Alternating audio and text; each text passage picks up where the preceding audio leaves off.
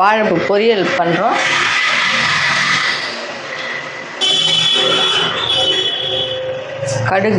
கடுகு உளுத்தம்பருப்பு சீரகம் இதுவே கலந்து வச்சுருக்கோம்.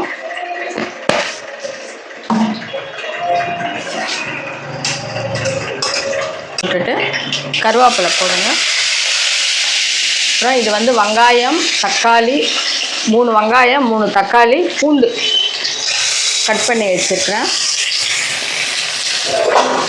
பொடியாக கட் பண்ணி தண்ணியில் போட்டு வச்சுருங்க. அதை புழிஞ்சிட்டு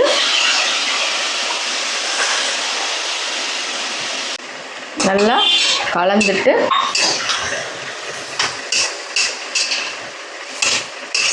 கொஞ்சம் மஞ்சள் தூள், தேவையான காரத்துக்கு ஏற்ற மாதிரி. இது வந்து குழம்பு மிளகாய் தூள் தான்.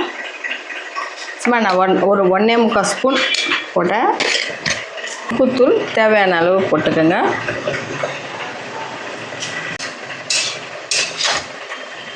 இதில் கொஞ்சம் தண்ணி ஊற்றி நல்லா கலந்து தட்டு போட்டு மூடிடுங்க. இது தண்ணி சுண்டிடுச்சு. கொஞ்சம் தேங்காய் திருகல்